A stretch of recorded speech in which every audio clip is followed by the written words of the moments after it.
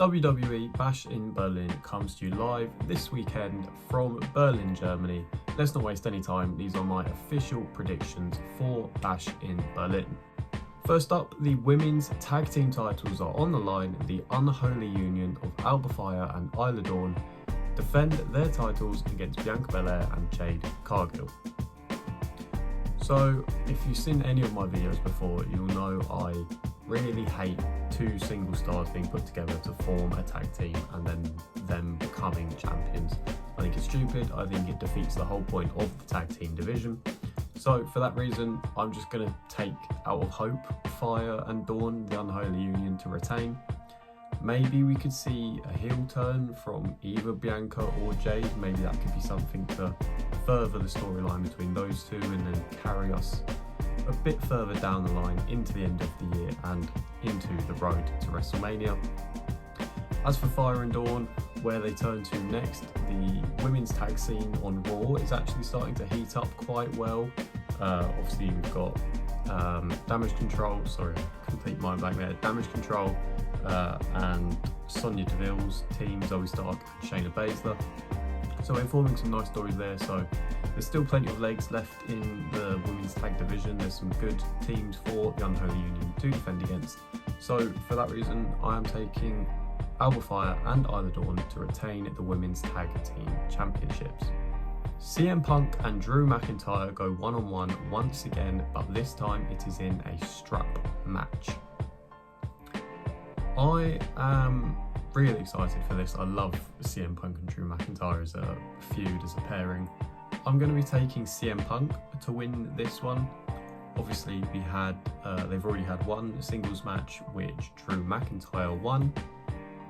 I think CM Punk will win this one, get the scoreline between the two back to 1-1, and then when we head into Bad Blood in October, I think it's in, a Hell in a Cell match to round off the feud and end it off, I think would be the perfect scenario. So they go into that match even, and then whoever wins that Hell in a Cell match comes out winning the feud, and I just think that makes a lot of sense. I'm really excited for this match though. Strap matches are normally either hit or miss. They're always either really good or terrible, but with these two I just have no doubt it's going to be amazing. The story has been so good so far, I've absolutely loved it.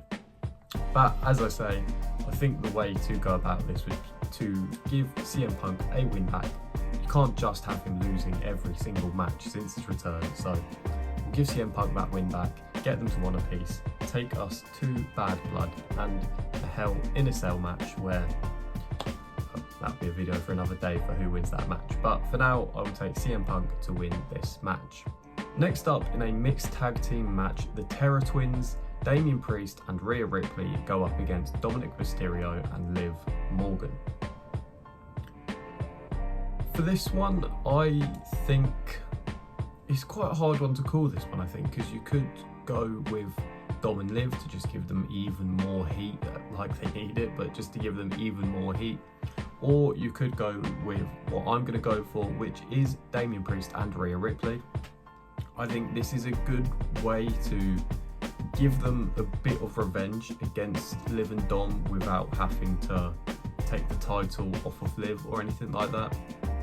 I think there is still a lot more legs in the Priest and Ripley versus Judgment Day story, specifically with Finn Balor and Damian Priest. I think we'll potentially see a match with them at Bad Blood as well, or maybe a bit further down the line. That could even be a WrestleMania feud if you wanted it to be. But I think also this is a way to give Rhea Ripley a nice bit of revenge against the two of them and then move her out of the women's championship scene, because I don't want to see her take the title off of Liv Morgan yet. She can take it a bit further down the line. Maybe she goes and wins the Rumble once again, goes into WrestleMania, or maybe we just naturally come full circle back into this storyline at the beginning of 2025. But as I say, for now, I think the best result here would be Damian Priest and Rhea Ripley to win. Next up, Cody Rhodes will defend his undisputed WWE Championship against Kevin Owens.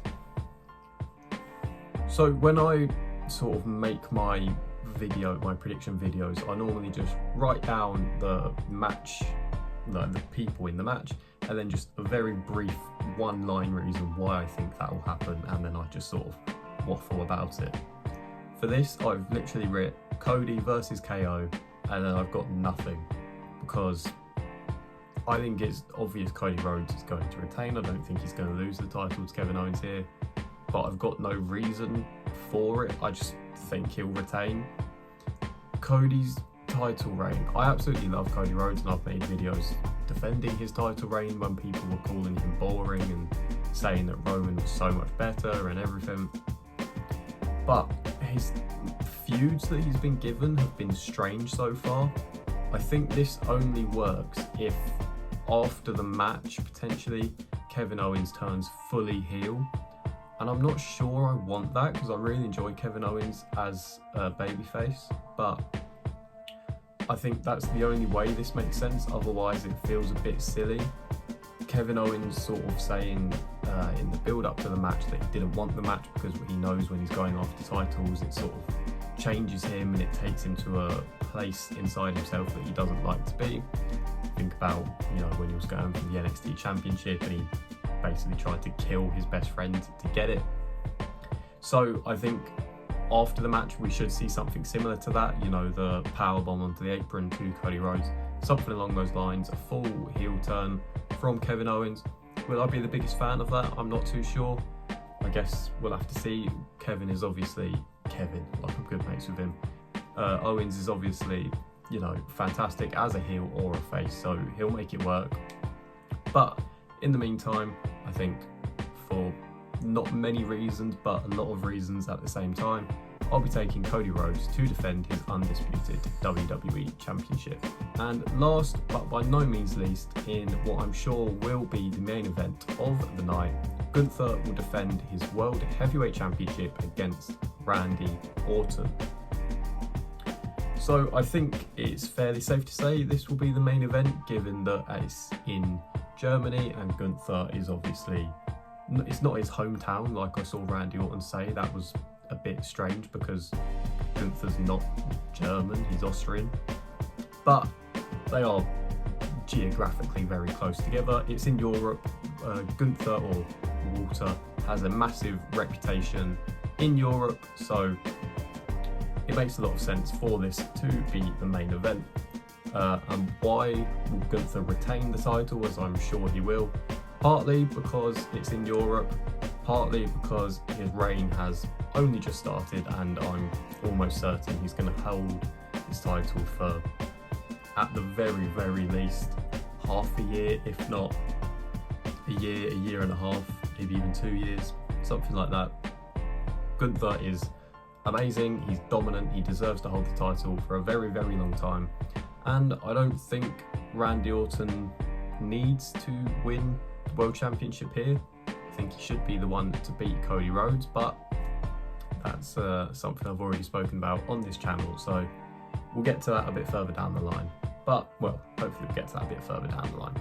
But for now, I don't think Randy Orton needs to be beating Gunther. This is a chance to really, really solidify Gunther as a proper main event player. I know he's already the World Heavyweight Champion. He doesn't need much more solidifying, but a proper, clean, dominant win against Randy Orton would be a great way to be like, this is the World Heavyweight Champion and he is dominant and he's going to hold this title for a very, very long time.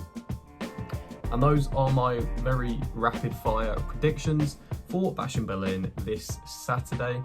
I hope you're excited for the pay-per-view. I certainly am.